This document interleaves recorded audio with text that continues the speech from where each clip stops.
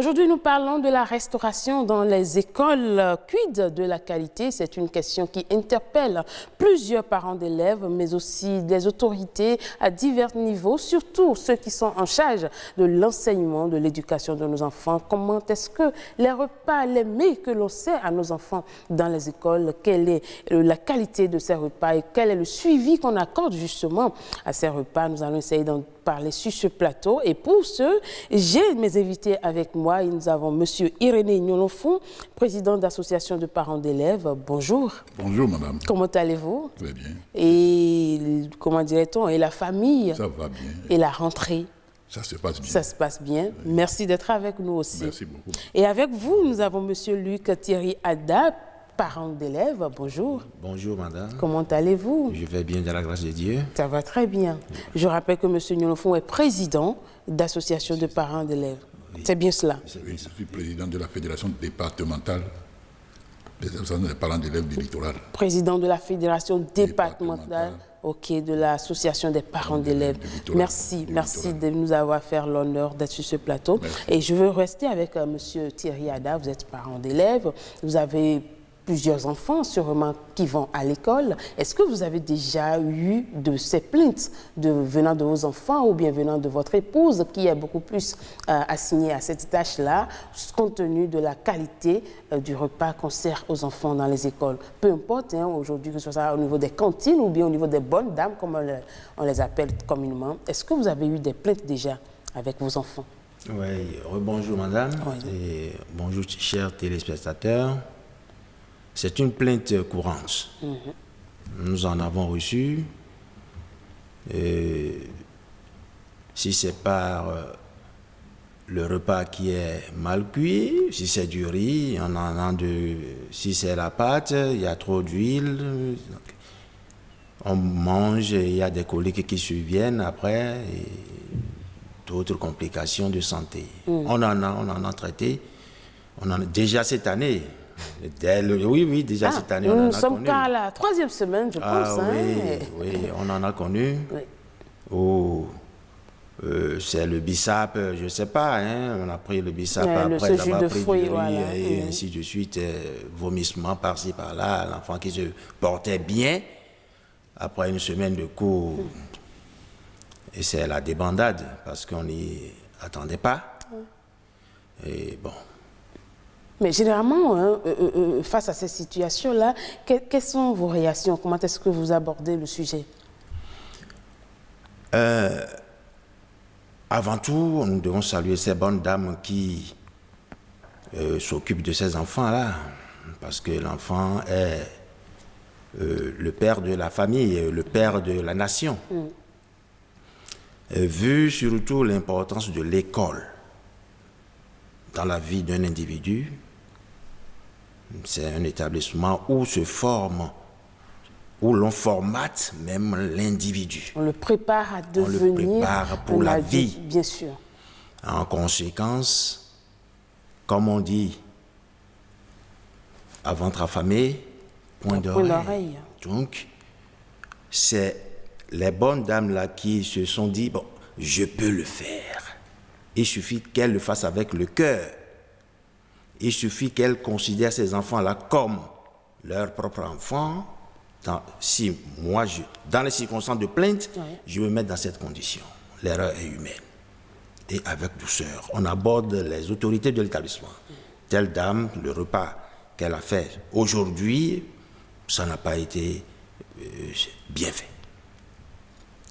Attirer son attention sur telle ou telle condition de préparation. Parce que c'est la bonne volonté avant tout. Donc généralement, comment aborder? C'est toujours avec le bon cœur, avec le sens d'écoute et des propositions. Mais est-ce que quand vous le faites, vous avez le sentiment que ces bonnes dames-là ou que ces encadreurs ont compris ou comprennent votre message et améliorent la qualité du repas? Bon, les plaintes par rapport à moi-même, par rapport à mes enfants, bon, c'est pas régulier. Mais comme il y a souvent des échanges entre autorités, entre bonnes dames, entre les acteurs de ces établissements-là, on finit par mettre des garde-fous. il y a des équipes de surveillance. Ils peuvent surgir un jour simplement pour goûter au repas.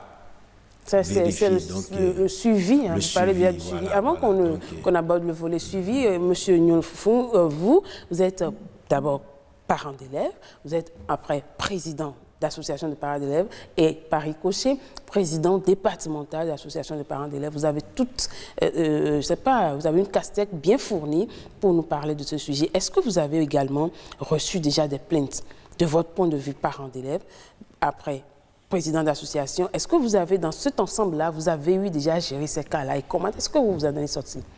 Merci, madame la journaliste.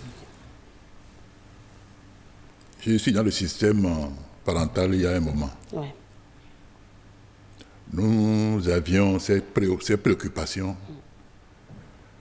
de mauvaise qualité des mets préparés à nos enfants. Et à un moment donné, avec l'aide des ONG, telles que World Education... On ne va pas citer de nom d'organisation ici. On va essayer, avec des ONG, nous avons pu organiser des formations de ces vendeuses-là. Parce que, d'habitude, ils vont ramasser, ils vont acheter des tomates pourries à Tokpa. Disons, les condiments. Les condiments, ce n'est pas de qualité. Elles ont l'habitude de faire ces choses-là. Mais avec les formations, avec les répétitions qu'on a avec eux, et le suivi organisé à leur niveau, parce que elles ont désormais des responsables en leur sein, qui sont des interlocuteurs de l'administration scolaire. Mais vous savez, nous ne parlons pas que de ces bonnes dames-là qui viennent vendre. Il y a aussi le système formel que nous appelons communément cantine, qui n'est pas aussi à l'abri de ce phénomène de mauvaise qualité des repas. Et à ce niveau, comment est-ce que ça se passe aussi? Au niveau des cantines, là où il y en a, parce que... Toutes les écoles, certainement, n'ont pas de cantine. Surtout dans le littoral, bien sûr. Bon, ils ne sont pas. Ce que nous avons d'habitude, c'est les cantines installées par des femmes circonstanciellement, bien sûr. À ce niveau, au niveau des enfants eux-mêmes, les apprenants eux-mêmes, ils ont des responsables qui organisent le suivi. Au niveau des enseignants, c'est-à-dire que de l'administration, il y a des responsables qui sont désignés pour le suivi. Oui, avant de venir au suivi, qu'est-ce qui est la base justement de cette mauvaise qualité des repas? Est-ce qu'au niveau, tout à l'heure, M. Ada a parlé de la mauvaise foi ou de la bonne foi.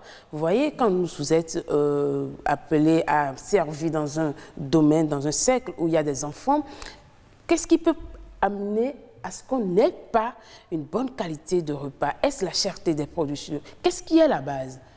Pour nous expliquer avant qu'on ne vienne au système de suivi. Au fond, les femmes, avant d'intervenir dans les écoles, ils font la visite médicale. Ils ont ce papier pour venir. Et quand elles viennent dans les écoles, ils reçoivent des consignes des administrations. Ce n'est pas elles toutes qui font des mauvais repas pour les enfants. Mais qui sont ces femmes-là? Elles sont désignées comment? Comment ces femmes-là sont choisies? Ils font leur demande au niveau de l'école et l'administration étudie et retient. Et exige maintenant les formalités remplies. Et quand elles viennent, elles reçoivent des consignes. Et c'est là qu'intervient également le suivi. D'accord. Monsieur Luc Ada, je ne sais pas si vous comprenez un peu la pertinence de ce que je dis. Ces dames-là qui préparent pour les enfants ont quelle formation? Elles viennent préparer en tant que qui? Ou bien n'importe qui peut se lever pour préparer? Encore que nous parlons des enfants, nous parlons de tout petits, la santé n'a pas de prix. Ah oui, la santé n'a pas de prix, mais ce qui se passe réellement à mon entendement, ce n'est pas une sélection en tant que telle. C'est par connaissance, c'est par affinité. Je prépare, je vends à telle école. Et peut-être on manifeste le besoin, de bouche à oreille, la dame apparaît. on le soumet, par exemple, les conditions qui sont là, visite médicale, certes, le président en a parlé tout à l'heure. Visite médicale, c'est vrai, elles vont là-bas et puis remplissent les formalités et elles viennent pour préparer aux enfants. Votre question. Elles-mêmes, elles sont conscientes que le repas n'est pas bon, n'est pas de qualité. Mais pourquoi? Le sachant bien, elles le font. Le coût de la vie, le manque de moyens et le souci de se faire de l'argent, ou du moins le souci de parvenir à ses besoins à elle. Il faut de l'argent, donc les besoins dont il dispose, elle essaie de transformer pour avoir gain de cause. Mais le menu qu'on offre généralement aux enfants, est-ce que ce menu est validé par les écoles? Comment ça se passe? Parce qu'en temps normal, vous savez, en matière de nutritionnisme, nous l'aurons tout à l'heure au téléphone, en matière d'alimentation, il y a quand même une certaine ration, un certain régime à suivre. Comment est-ce qu'on choisit ces repas-là que l'on prépare aux enfants? Comment ça se passe? Vous êtes parent d'élèves, certainement que vous avez cherché à comprendre qu'est-ce qu'on vous a servi comme réponse. La réponse, elle est toute simple. On dit, d'abord, quand on regroupe les dames, on leur demande, qu'est-ce que vous pouvez préparer? Et puis, elle cite, on essaie de ne pas attribuer le même repas à toutes les femmes. Mais pour la plupart, ce sont des repas à base fondamentale de riz. Riz, le blanc, le gras, la tassie, des trucs. Parfois comme du pain. Donc ce n'est pas des régimes aussi variés que cela. Et là, bon, l'enfant est libre de choisir dans la semaine de manger tel ou tel ou tel. L'enfant tourne autour de ce qu'on lui offre. Donc ça ne suit pas réellement ce que doit être la nutrition d'un enfant. D'accord. Monsieur Yenefou, je vous ai vu brûler de patience, de prendre la parole. Je reviens à vous, en tant que parent d'élève. Est-ce que vous avez une fois, président, je vais dire, d'association, est-ce que vous avez une fois demandé la carte de menu ou le contenu des repas que l'on sait, par exemple, dans l'école où vous êtes président, par exemple? Non, comment monsieur vient de le dire, les femmes sont sélectionnées compte tenu de ce qu'elles sont proposées. Celui qui vend du haricot, par exemple, il dira que lui, il vend du haricot. Du riz au gras, ainsi de suite. Ou bien même de la pâte. Parce qu'il y en a. Donc, au départ, chacune des femmes se consacre à préparer un mets donné. Donc, ce sont ces mets-là qui sont installés, que les femmes viennent s'installer dans l'école, à l'endroit où qui leur sont... Et puis elles vendent leur repas. Donc les enfants vont chez les femmes selon leur désir. Bien sûr. Selon leur désir. Donc il n'y a pas un mets, enfin disons un programme de mets qu'on planifie. On ne varie pas, disons que c'est ce que les femmes viennent vendre, que les enfants achètent. Justement, et en matière de vente, vous avez parlé tout à l'heure du suivi, comment ça se passe? Déjà que nous savons que bon, ces mets-là sont choisis par les bonnes dames elles-mêmes et non la volonté de l'école ou des enfants. Maintenant, le suivi, comment ça se passe avec ces dames qui viennent vendre les mets? L'administration a son organisation de suivi. Je sais que le directeur ne reste pas loin de cela.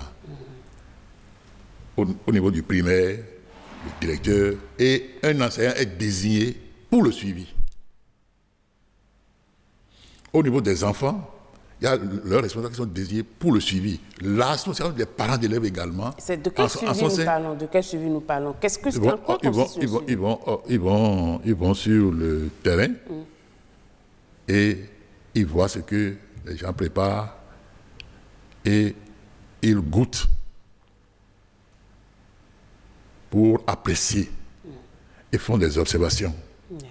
Donc, généralement, c'est comme ça que le suivi se fait. Les parents d'élèves, en leur sein, il y a un poste de responsable de l'hygiène alimentaire. Donc, ceux qui sont désignés pour ça, ceux qui sont responsables de ce secteur-là, ils ont le devoir d'intervenir de temps en temps. Ce n'est pas tous les jours qu'ils sont là. Mais ils viennent et les membres du bureau se déplacent pour aller constater et prennent attache avec les femmes pour leur parler, pour les sensibiliser. Pas tous les jours non plus. Pas tous les jours, peut-être pas tous les jours, de temps en temps. Okay. Voilà comment le suivi s'organise. Si, au niveau des parents, constatent quelque chose, ils se rapprochent des responsables des femmes eux-mêmes, parce qu'elles désignent des responsables à leur niveau pour être leur interlocutrices, pour intervenir au niveau de la direction, au niveau des parents d'élèves. D'accord. Alors, M. Lucada, vous avez suivi un peu M. Irénée, il a soulevé 3 aspects. Il y a le suivi au niveau de l'élève, des élèves eux-mêmes, le suivi au niveau des enseignants, le suivi au niveau des parents d'élèves qui sont. Mais dans toute cette chaîne-là, aucun de ces, de ces profils ne répond à un nutritionniste ou un diététicien. Comment est-ce qu'on vérifie la qualité du repas si on est enseignant, élève ou encore parent d'élèves? Est-ce qu'on est habilité à vérifier vraiment la qualité du repas quand on a cette casquette-là? Puisqu'on n'a pas la qualité de pouvoir vérifier la qualité du repas, on essaie simplement de se fier au goût, à l'odeur, et on utilise sa vue pour constater est-ce que ce repas c'est présentable, c'est tout. D'accord. Mais comment est-ce que ça devait se faire selon vous? Alors, selon moi, en réalité, nos enfants sont malnutris à l'école. Pour parler de qualité de repas... Vous êtes aussi responsable d'établissement. Je sais de quoi je parle. Bien sûr. Je sais de quoi je parle. Bien sûr. Et je sais ce qui se fait dans mon établissement. Je ne veux pas en parler de façon spécifique, bien sûr, mais de façon globale. Il y a des regroupements qu'on fait pour s'assurer de la qualité du repas. La responsable des dames qui vendent dans l'école ou dans l'établissement, c'est elle qui est choisie pour compte. Avant que, de façon différentielle, responsable d'élèves ou autorité se pointe, elle est la première, parce qu'elle est dedans, plus que les autres, à constater la qualité du repas. Et vous savez, une responsabilité est toujours responsabilité. On essaie de lui donner tout le pouvoir d'agir au cas où il sera question, c'est-à-dire dénoncer ceci que tu as fait, tu ne vas pas le vendre aujourd'hui. Elle a cette capacité. Donc, déjà qu'elle accepte, nous faisons foi et nous surprenons aussi en goûtant. Mais dites-vous, le problème de goûter pose autre problème. C'est une autre réalité où toi-même, le contrôleur, ne peut jamais se pointer tous les jours pour dire que tu vas vérifier la qualité de tous les repas. On se dit, bon, il profite pour satisfaire ses besoins, pour apaiser sa faim, et ainsi de suite. Donc, c'est un travail délicat. Et c'est pour ça, tantôt, je disais la bonne foi. D'accord. On va revenir sur ce plateau pour voir comment est-ce qu'on peut améliorer ce travail-là pour le bonheur de nos enfants, parce qu'ils passent plus de temps à l'école qu'à la maison et l'alimentation, c'est très important dans le système de croissance d'un enfant. On va regarder ces quelques internautes rencontrés dans la ville de Cotonou. Ils sont au micro de Yasmine Davanda sur la question de la restauration dans les écoles. Il y a les parents qui font déjà quelque chose à la maison, ils remettent à l'enfant et arrivé à l'école à l'heure de pause, il mange. Il y a aussi des cantines qui sont bien organisées dans certaines écoles privées. Voilà. Il faut mettre un peu de l'ordre dedans parce que les dames qui préparent, le beau dames qui préparent, est-ce qu'elles sont suivies médicalement? Est-ce que le repas même est contrôlé par un service d'hygiène de santé pour qu'on ne fasse pas consommer à nos enfants ce qui n'est pas convenable.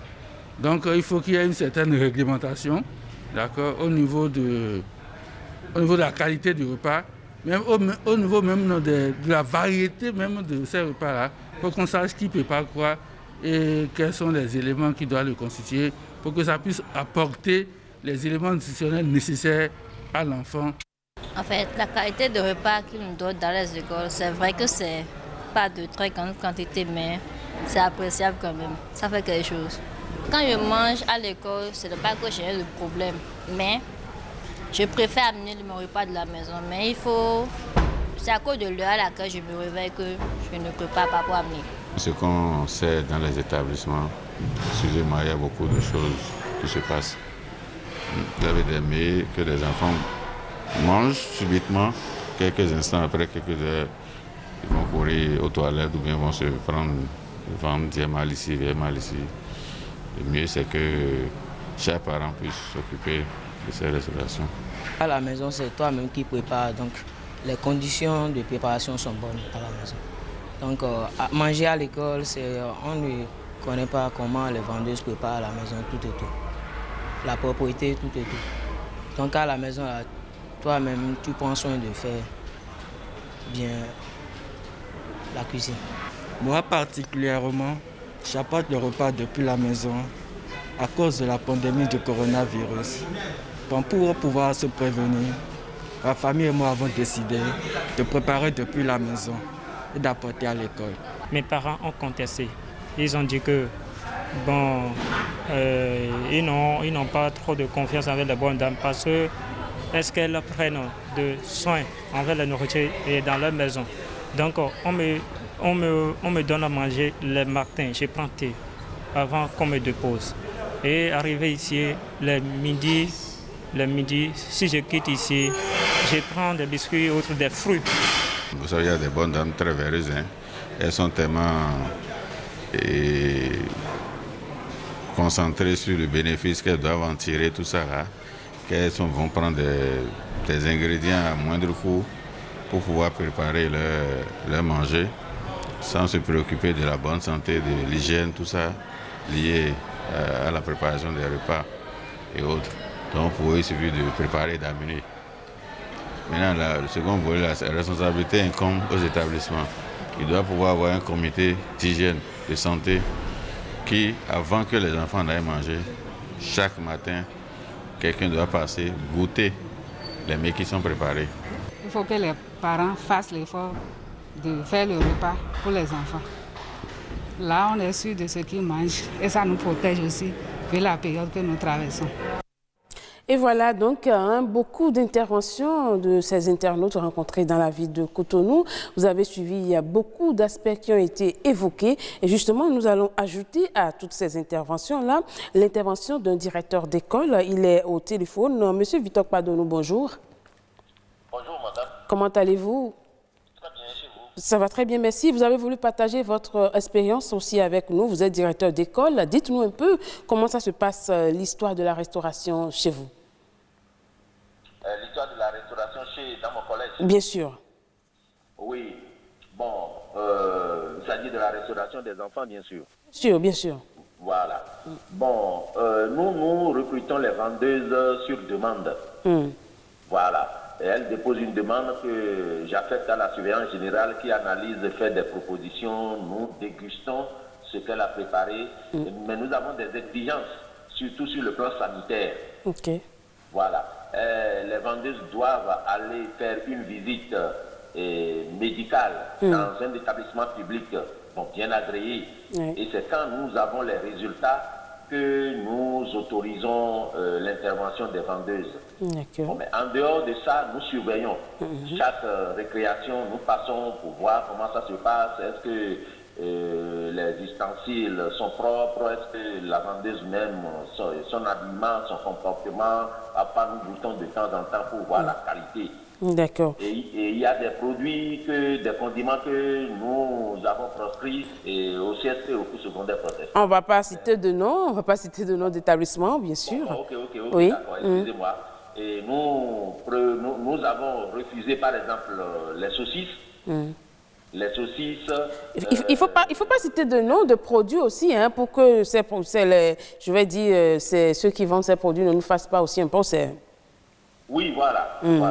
Donc nous refusons ça. Nous refusons également les plats trop pimentés, mayonnaise et tout ce qui peut se fermenter rapidement et causer une intoxication. Et est-ce qu'avec toute cette disposition-là, vous arrivez à contrôler la restauration? Est-ce qu'avec ça, vous avez évité réellement des plaintes par rapport aux mets que vous servez aux enfants? Oui, nous recevons rarement des plaintes, mais quand nous cherchons, c'est lié à l'état de santé préalable de l'enfant. D'accord. D'accord. Ce qui le relève peut-être manger la veille. D'accord. Merci beaucoup à vous, Monsieur Victor Padonou. Vous êtes directeur d'école. Vous avez voulu partager aussi votre expérience avec nous. On revient donc sur ce plateau. Vous avez suivi la Vospop, les interventions. Vous avez suivi également l'intervention du directeur. Vos réactions. Monsieur Nyolofon, je reste avec vous. Oui. La proposition, les gens ont parlé de la structure de l'État qui doit s'occuper de l'hygiène alimentaire. Oui. Mais l'État ne peut pas recruter des gens pour chaque école, pour le suivi. Oui. Néanmoins, ce qui est nécessaire là, il faut des suivis du genre périodiquement. D'accord. Ce qui est fondamental, c'est qu'au niveau de chaque école,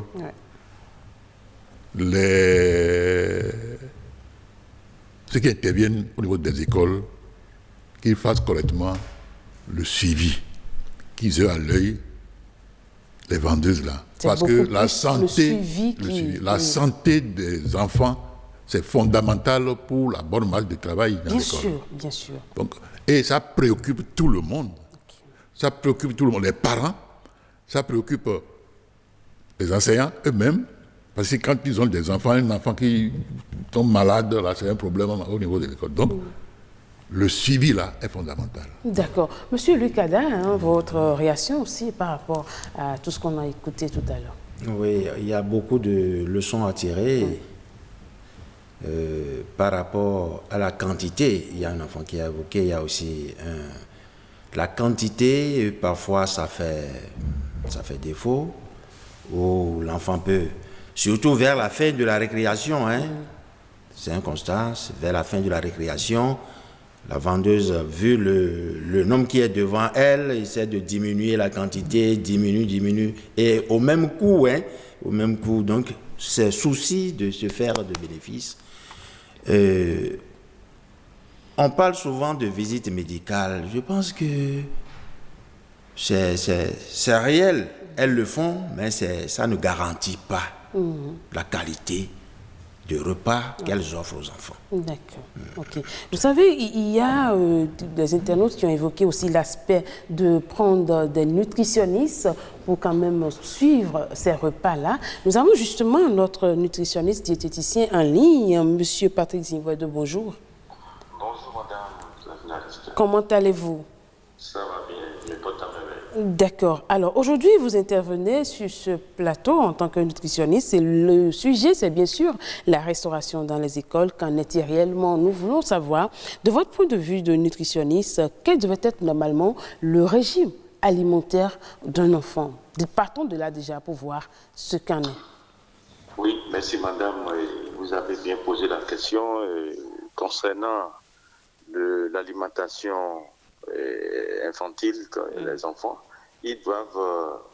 moi, je vois qu'il y a un peu d'anomalie, il y a un peu, en tout cas, des déficits, en fait, des comportements alimentaires qui ne sont pas adaptés aux enfants. Yeah. Donc, parce que les enfants, naturellement, vous savez, ils sont dans la croissance. Ils sont dans la croissance. Il leur faut des aliments de croissance pour que les protéines, les glucides et les lipides soient en pleine forme. Donc, d'abord, le fait qu'on leur impose le petit déjeuner basé sur, excusez-moi, des huiles végétales qui n'ont pas peut-être des acides oméga 3 dont on a besoin, des acides gras polyinsaturés. Il y a beaucoup de choses qu'il faut donner pour changer sur l'alimentation des enfants. Déjà, dans le petit déjeuner, c'est pas conforme parce qu'il n'y a pas de fruits. Au moins, un enfant doit prendre une banane, au moins un fruit banane avant de quitter la maison. Et aussi à l'école, il doit avoir des fruits avant de commencer par prendre d'autres aliments. Les fruits participent. On dit que dans les fruits, nous avons les vitamines et minéraux. Les vitamines, c'est la vitalité, c'est la vie. Donc, quand nous voulons une bonne neurone, un enfant intelligent, il faut qu'il revoie son alimentation de base. Mais monsieur Patrick Zivouedo, est-ce que vous pensez qu'aujourd'hui, et comme on a souhaité sur ce plateau qu'il faut des conseillers pour l'orientation scolaire, est-ce qu'il faut aussi des diététiciens ou des nutritionnistes pour accompagner le système? Parce qu'il n'y a que ces gens-là qui ont le profil qu'il faut pour réellement, je vais dire, attester de la qualité du repas. Absolument. S'il n'y a pas le diététicien, excusez-moi, dans les pays développés, par exemple dans une cantine, dans une entreprise de cantine, il y a un diététicien qui suit les histoires de grammes, kilogrammes, compte tenu de l'individu. Il mène quelle activité, il fait quoi, il étudie, il est professionnel, il est quoi. Tout ça, ça se fait. Donc on a besoin d'un diététicien qui doit être au laboratoire pour la composition des plats selon chaque individu, selon chaque élève, chaque écolier, et vous verrez que les résultats seront très convaincants. Parce que quand l'enfant mange bien, il n'aura pas des infections. Ça n'a même pas fait 2 semaines, 3 semaines, les enfants sont déjà infectés par plusieurs choses. La fois, moi, je prends l'exemple d'un cousin qui actuellement son enfant est à l'hôpital parce qu'on lui donne du riz avec du saucisson à la cantine. Est-ce que vous voyez des choses comme ça? Et l'enfant, tellement son système immunitaire est faible, il s'est retrouvé, toujours la fièvre de 4 jours, il s'est retrouvé des bilans près des sous à dépenser. Donc, tout ça, c'est des déficits qui préparent l'aliment. Il est dans quel état? Il a quelle propreté? Il a quel agencement, quelle combinaison d'aliments? D'accord. C'est des choses comme ça qu'il faut revoir, sinon... Mais en attendant qu'on ait, je vais dire, les écoles ou que l'État peut-être subventionne, je vais dire, cette disposition d'avoir des nutritionnistes dans les écoles, qu'est-ce qu'on peut faire déjà pour pallier un peu à la mauvaise qualité des repas dans les écoles? Dans certaines écoles, parce qu'il y a d'autres écoles où quand même c'est déjà plus agréable. Oui, ce qu'on doit faire, c'est très simple. Il faut qu'on invite les parents d'élèves et les professeurs, les vendeuses à une réunion ou bien un conclave et on commence par dire, bon, depuis la maison, donnez au moins des jus d'orange aux enfants et ils vont prendre peut-être jus d'orange. Arrivé à l'école, il doit y avoir peut-être un répertoire, une cantine peut-être là, où les vendeuses ont l'obligation d'imposer encore des fruits aux enfants ou bien des eaux. Vous évoquez la question de la formation de ces bonnes dames qui préparent.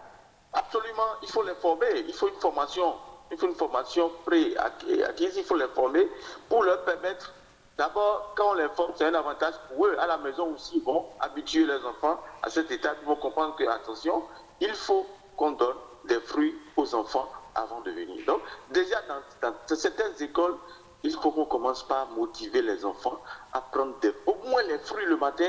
Je pense que ce qui reste, les antioxydants sont là pour jouer leur rôle.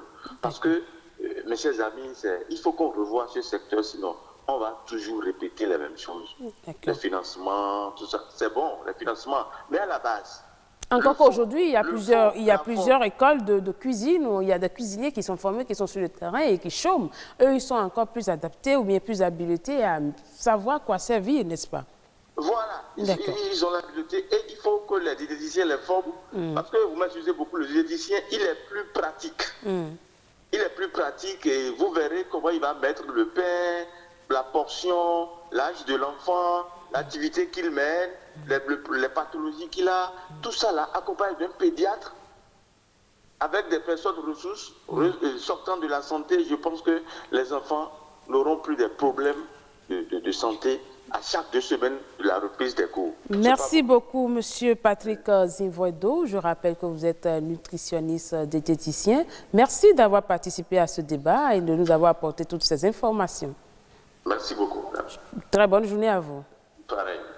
Alors, chers invités, on revient sur ce plateau. Je veux bien rester avec le président de l'association des parents d'élèves, encore président départemental. Vous avez écouté les approches de solutions que nous a proposées notre diététicien. Est-ce que vous pensez qu'on peut les mettre en application? Quand nous parlons de cette question, il ne faut pas s'arrêter seulement à Cotonou. Bien sûr. Nous parlons sur le plan national. Il faut voir tout le pays et voir les possibilités dans ce domaine-là, dont le pays dispose en fait. Est-ce que les diététiciens, là, il y en a suffisamment pour couvrir le pays? Et comment ils vont intervenir? Est-ce que c'est l'État qui va les prendre en charge?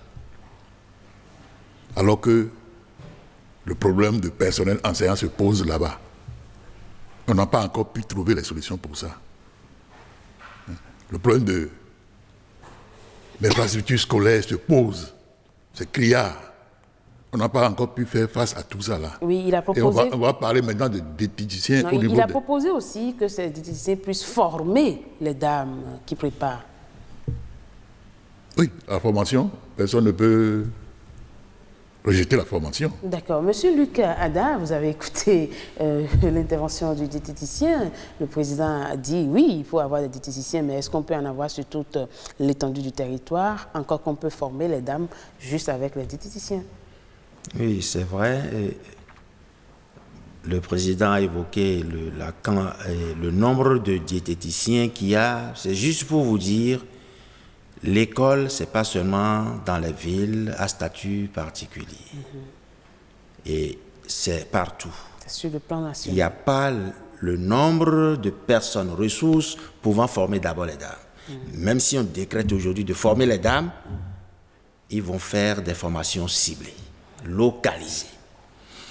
Fondamentalement, moi je pense que pour apporter un peu, c'est-à-dire le minimum de solutions à notre problème, à notre thématique, la solution, c'est nous parents d'abord. Okay. Si nous partons des parents, comme quoi l'enfant doit, avant d'aller à l'école, prendre du jus de fruits. Si chaque parent met ça dans son programme, mon enfant doit prendre du jus. Bon, au fait, la récréation ne dure que 15 minutes au maximum.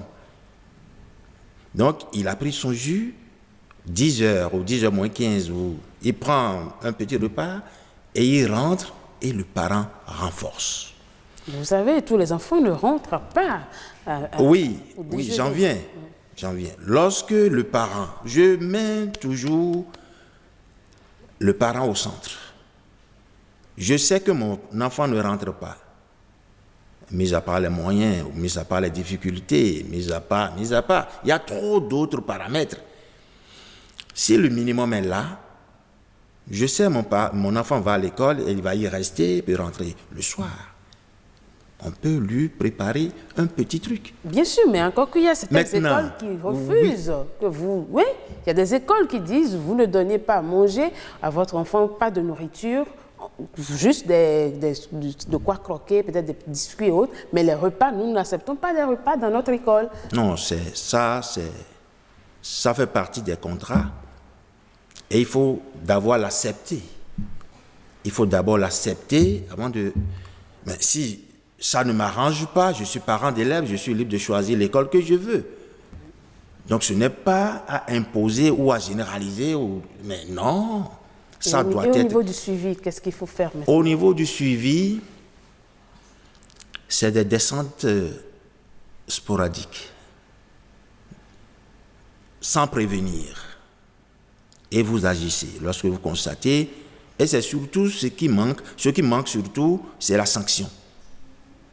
Lorsque vous constatez qu'une dame a présenté aux enfants un repas qui n'est pas du tout bon, vous devez punir. On peut me demander une punition jusqu'à quelle hauteur? Vous savez, le bénéfice que réalise une dame de façon journalière, si vous la privez de 2 semaines, en pleine année scolaire, vous la rendez malade. Donc il faut aller à l'extrême, parce que nous parlons de la santé. Il faut aller à l'extrême. Lorsque vous constatez, parce que parfois il y a trop de considération et on ne punit pas. Encore que peut-être c'est ma tante ou ma cousine que j'ai ramenée. Monsieur le Président, vous avez écouté Monsieur Ada, il a parlé des sanctions. Il faut réprimer, il faut sanctionner, il faut taper du poing sur la table pour dire, écoutez, il faut améliorer la qualité du repas des enfants. C'est-à-dire, le point de départ, on a parlé de formation. Oui. c'est une réalité. Il faut y penser. Et il faut que les bonnes femmes, là, les vendeuses, là, que nous appelons aujourd'hui animatrices de cantine, il faut qu'elles commencent par s'organiser.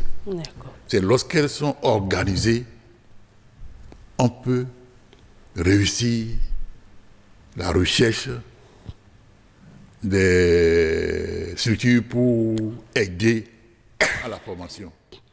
Au niveau du littoral, une tentative est en cours où elles sont organisées et elles ont un bureau départemental. L'association est déclarée au niveau de la préfecture.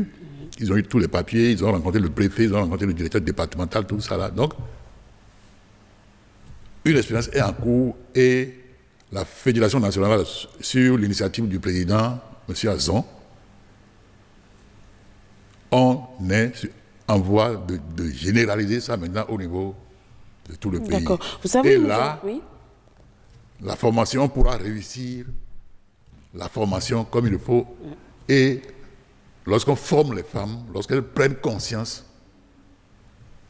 des problèmes qu'on a dans ce domaine-là, petit à petit. Oui, mais après formation, il faut punir parce qu'on peut former et la personne animée d'une mauvaise volonté ou d'une mauvaise foi, récidive du moins, et continue pas à envoyer de mauvais repas aux enfants. Chaque établissement a la responsabilité et peut vider quelqu'un qui se comporte mal à tout moment, qui tombe dans les fautes de ces gens, à tout moment. Il appartient à chaque établissement de prendre ces responsabilités-là. D'accord. Donc ça, ce n'est pas un problème. Relayer quelques messages de nos internautes. Il y a Mme Andrea Bachimba qui écrit « Je salue tous les membres de ce forum. L'épanouissement de nos enfants passe par la santé qui ne peut être marchandée. Dans nos écoles, la restauration est prise en charge par des femmes qui s'installe sur autorisation du responsable de l'établissement ou sur assise d'un comité mis en place par l'institution responsable. Face à cela, un suivi est nécessaire. Cela passe d'abord par un préalable, un bilan de santé des restauratrices qui doivent exhiber un certificat médical attestant qu'elles jouissent d'un état de santé parfait, exempté de toute maladie contagieuse. Surtout, exempté de toute maladie contagieuse, cela se renouvelle tous les ans. C'est cela qui doit être fait chaque année. Maintenant, en matière de suivi, chaque semaine, un contrôle doit être fait par le comité de santé, voire même quotidiennement les délégués de collège. Dans certaines écoles, passent régulièrement contrôler la qualité des mets qui leur sont servis. Au primaire, les responsables de santé des classes puis le maître de semaine doivent assurer ce suivi. Tout est assez défini par les tests pour le suivi en santé scolaire. Cela passe par la santé environnementale, vestimentaire, corporelle et bien entendu alimentaire. La suite de contrôle inopinés quelquefois, cela s'opère avec les engins de santé et des fois les restauratrices indélicates, sans tête et en font les frais. Malheureusement, en matière d'humanisme, des concessions se font et l'on constate que les restauratrices sont en majorité placées et par affinité avec le directeur, l'association des parents d'élèves ou un enseignant ou quelqu'un de proche et puis s'installe une complaisance. Des fois, quand le directeur s'en prend aux bonnes dames pour rétablir l'ordre, il y a menace de mort proférée par des vendeuses séculaires de l'école en direction des responsables d'établissement parce qu'elles se sentent toutes puissantes et comptent sur des pouvoirs inouïs. Cela devient un peu compliqué pour les directeurs qui se sentent les mains liées, voire humiliés. C'est tout un arsenal de dispositions sécuritaires qui échappent des fois, mais qui finit par aboutir quand même. Je m'en arrête là et il revient, il dit, les agents d'hygiène qui ne sont pas familiarisés aux vendeuses doivent descendre sur les sites régulièrement et sans complaisance jusqu'à la réalisation de cet objectif. Toutefois, les agents doivent éviter d'être les mêmes personnes en se relayant souvent, c'est-à-dire les bonnes dames, il parle des bonnes dames. Par ailleurs, Certaines vendeuses s'installent aux alentours de l'école, évitent le moindre contrôle sanitaire et rivalisent par ricochet avec les autres. Et donc, il faut également veiller à ce qu'elles soient examinées ou dégagées. Voilà. Monsieur Ada Luc. Franchement, madame, c'est un message fort. Il y a eu beaucoup de choses qui sont dites là-dedans. Les abords, les vendeuses ou vendeurs ambulants. Là se pose un problème où le contrôle est difficile. Ça échappe. Ça échappe au contrôle parce qu'il y a beaucoup à faire. Et c'est lorsque les enfants sortent ou lorsque les enfants veulent entrer dans l'école qu'ils font ces achats. Donc c'est compliqué. Elle a évoqué aussi un aspect là, l'aspect de menace. Tu as autorité, tu constates que la dame là, je dois, comme le président a dit, la vider. C'est plus théorique que pratique si vous n'êtes pas de cette nature ou de cette facture pour vider une dame avec les affinités que vous allez ignorer, c'est compliqué. Et aussi entre elles, il y a de rivalités terribles. C'est plus que marcher dans ton pas. Oui, mais c'est le moment d'associer donc les autorités à divers niveaux. L'une est au-dessus de la loi. Ça c'est vrai. Ça c'est vrai. Mais la loi est l'esprit de la loi. Les autorités peuvent frapper. Et elles frappent. Mais le mal persiste. Et il y a lieu de corriger ce mal. Il y a lieu de corriger. C'est pour cela que je retourne aux parents. Très rapidement, c'est bien sûr votre dernière prise de parole. Et alors, pour ne pas trop retenir le micro, je voudrais souhaiter aux bonnes dames de prendre les enfants comme leurs propres enfants et de le faire de bon cœur. Et pour finir, il y a quelques semaines, quand on affichait les résultats de fin d'année, il y a une dame de l'école qui a manifesté sa joie en disant « Oh Seigneur, mon riz au gras a fait du bien. » Les enfants ont mangé et puis ils ont travaillé. Mais cette dame, j'ai senti en elle qu'elle a souci de l'avenir de l'enfant. Donc, chère dame, à divers niveaux, ayez à cœur le souci des enfants, préparés pour eux comme vos propres enfants. Monsieur Irénée Gnolofon, président de l'Association des parents d'élèves, président départemental, dites-nous en quelques mots, qu'est-ce qu'il faut retenir, qu'est-ce qu'il faut faire pour améliorer la qualité de la restauration dans les écoles?